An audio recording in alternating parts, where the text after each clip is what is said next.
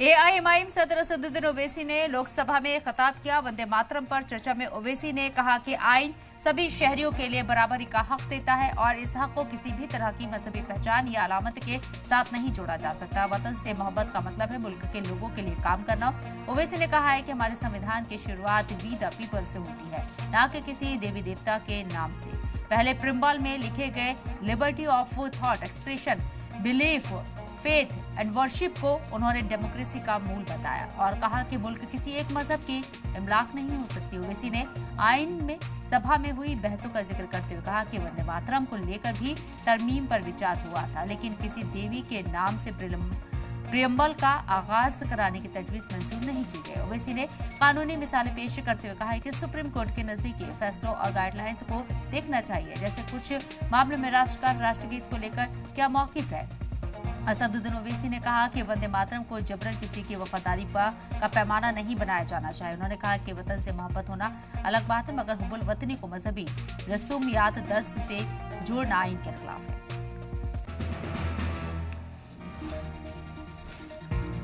वज़ीर आज़म की इस बात की मजम्मत करता हूं और उनको बताना चाहूंगा कि जिना के बारे में उन्होंने जो कहा था, हम तो जिना के सख्त मुखालिफ है, इसलिए भारत को अपना वतन माने, मगर 42 में आपके प्यारे वीर और जिना की पार्टी ने नॉर्थ वेस्ट फ्रंटियर, सिंध और बंगाल में मिलकर हुकूमत चलाई और उस हुकूमत ने 1.5 लाख हिंदू और मुसलमानों को अंग्रेजों की फौज में शामिल कराया ताकि वो लड़े।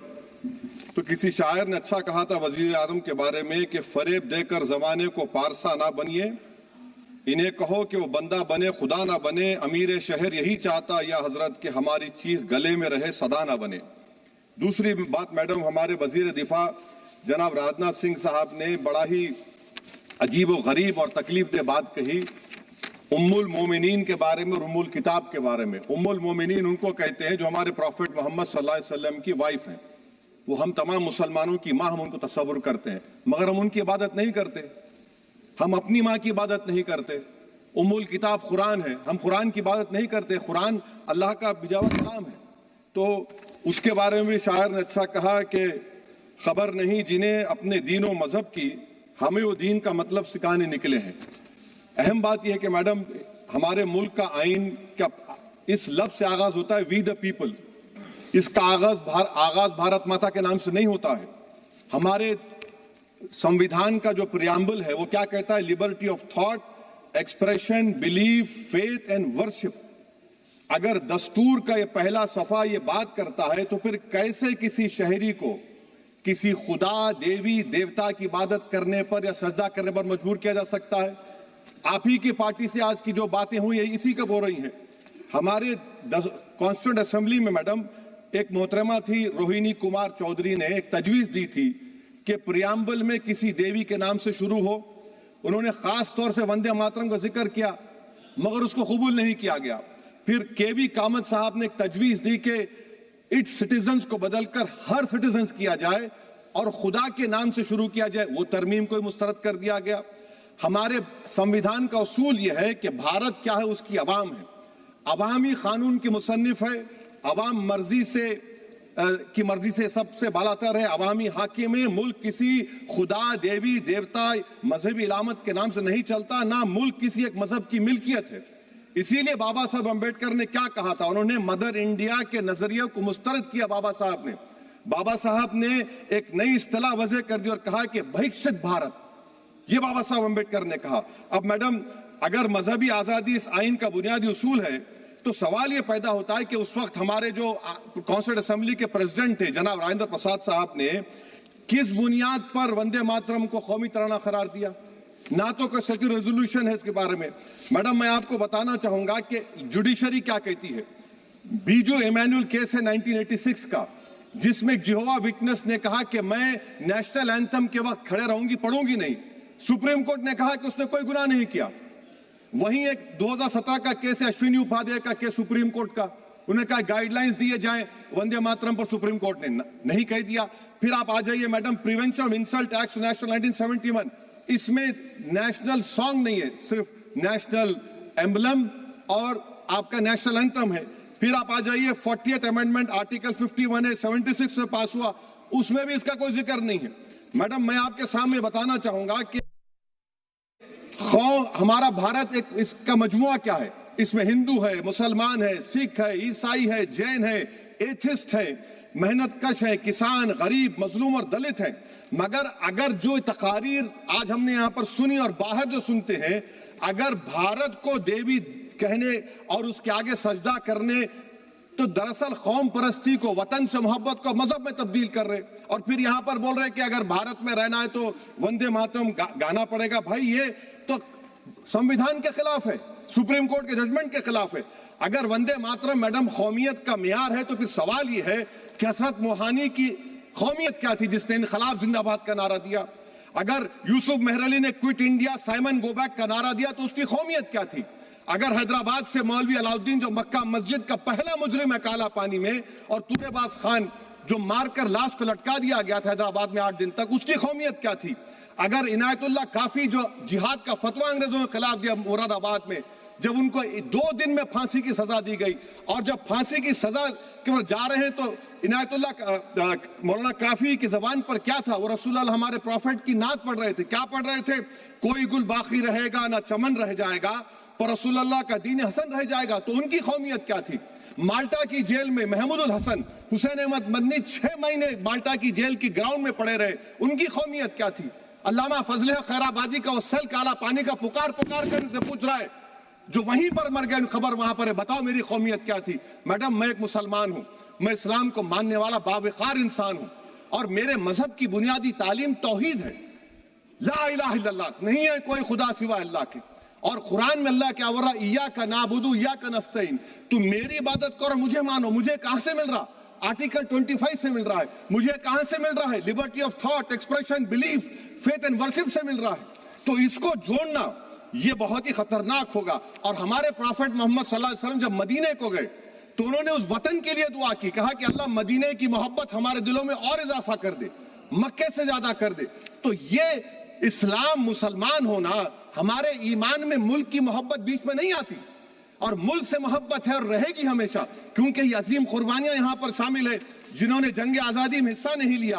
आज अगर वो वतन की मोहब्बत का दर्ज देंगे तो बड़ा गलत होगा। मैडम, मैं आपके सामने एक चीज पढ़ूंगा। 1937 रविंद्रनाथ टैगोर ने लेटर लिखा सुभाष चंद्र बोस को। मैं सिर्फ किसी ने नहीं पढ़ा, ये क्या कहा टैगोर साहब ने? But parliament is a place of union for all religious groups and there the song cannot be appropriate. When Bengali Muslims show sign of stubborn fanatism, we regard it intolerable. When we too copy them and make unreasonable demands, it will be self-defeating. ये मैं इसको ले करूंगा madam, आप देख लीजिए। फिर दूसरी तरफ मैडम आप आ जाइए, मैं यहाँ पर बैठकर, हाँ, जितने तकारीर यहाँ पर हुए सब जनगण मन पर तनकीद किए।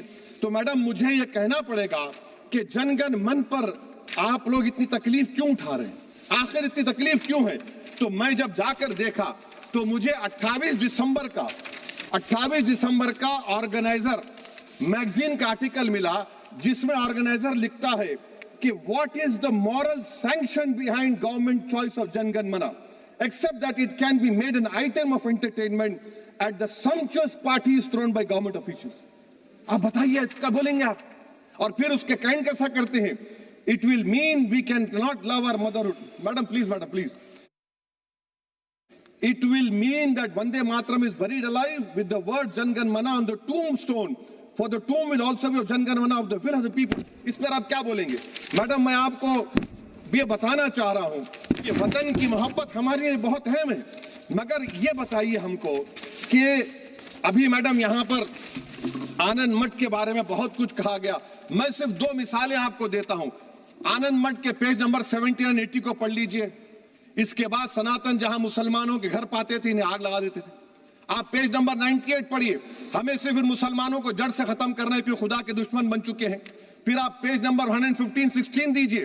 फिर मुख्तलिफ इलाकों में मुसलमानों को सदा देने के लिए भेजे जाते, जहां मुसलमान आबादी नजर आती जला दिया जाता।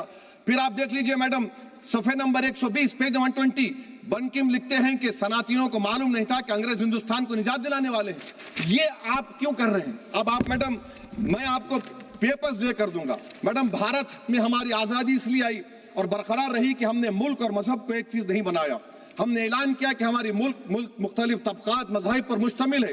हमारे मुश्तरका तकदीर हमारी कौमियत का सरचश्मा है, यह खास जबान सखावत मजहब नहीं है। अगर वंदे मातरम का मतन कौम और मजहब को एक बना देता है, अगर हम इसे टेस्ट बनाते हैं वफादारी का, तो फिर मान लीजिए कि यह गांधी, अंबेडकर, टैगोर, बोस और लाखों आजादी के सिपाहियों की सोच को छोड़कर गोडसे की सोच की हिंदू कौमी परस्ताना, मैडम खत्म कर रहा हूं, हिंदू कौम परस्ताना को इख्तियार करेंगे। मुझे वतन से बेइंतहा मोहब्बत है मैडम, और इंशाल्लाह हमेशा रहेगी, मगर बावजूद इसके कि मेरी मस्जिद, मेरी इबादत गाह, मेरे कपड़े, मेरे कारोबार पर हमले होते, मगर मैं फिर भी कहता हूं कि वतन मेरा, हर वतन को हम छोड़कर नहीं जाएंगे। मगर हुब्बुल वतनी का क्या मुतालबा है? हुब्बुल वतनी ये कहता है कि वतन से मोहब्बत है तो जुल्म को खत्म करो, गरीबी को खत्म करो, बेरोजगारी को खत्म करो, जबर का खात्मा करो, अमन का गहवारा बनाओ, पाकिस्तान की दहशतगर्दी को खत्म करो, एक्सप्लॉयटेशन को रोको, शरारत को रोको, मुल्क के खिलाफ की जाने वाली साजिश खत्म करो। मैडम, भारत एक चमन है जहां पर हर फूल को खिलना चाहिए, और अगर कोई इस फूल के अगर पूरे फूल खिलेंगे तो उसकी खुशबू से ये वतन मुअत्तर होगा, मगर अगर इस चमन का माली ये कहेगा कि एक ही फूल खिलेगा, तो मैं जिम्मेदारी के साथ कह रहा हूं, अगर एक ही फूल खिलेगा तो वो सहरा बन जाएगा और माली माली नहीं रहेगा, वो जल्लाद कहलाएगा। तो इसीलिए मैडम, हम उम्मीद करते हैं कि हुकूमत इस पर जोर जबर ना करे।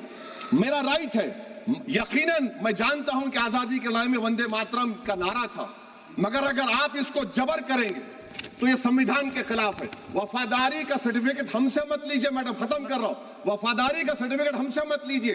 आपके बुजुर्गों के कोई एक किताब में लिख के क्या लिखा है बता दीजिए, कहां पर क्या लिखा हुआ है। तो मैं मैडम, मैं इस शेर पर अपनी बात को खत्म कर रहा हूं मैडम, मैं इस शेर पर अपनी बात को खत्म कर रहा हूं मैडम, मैं अपनी बात को खत्म कर देता हूं मैडम, क्योंकि आप बहुत जल्दी में हैं। कि भारत जिंदाबाद, हिंदू मुसलमान जिंदाबाद, दलित जिंदाबाद, ईसाई जिंदाबाद, आदिवासी जिंदाबाद, जो किसी खुदा को नहीं मानते वो भी जिंदाबाद, और मैडम सब पिछड़ा सब आ गया इसमें। तो हम उम्मीद करते कि इस रूह को आप समझेंगे, अगर आप सिर्फ अपनी आइडियोलॉजी को लेकर चलेंगे। और आखिर में मैडम, जनाब बंकिम चंद्रा साहब के बारे में मैं आपके सामने डॉक्यूमेंट लेकर रहा हूं कि उन्होंने बीए का एग्जाम पास नहीं किया था, 7 मार्क्स से फेल हो गए थे, ये भी रख रहा हूं। तो आप जिसको लिटरेरी जायंट बता रहे, ये नहीं है। बहुत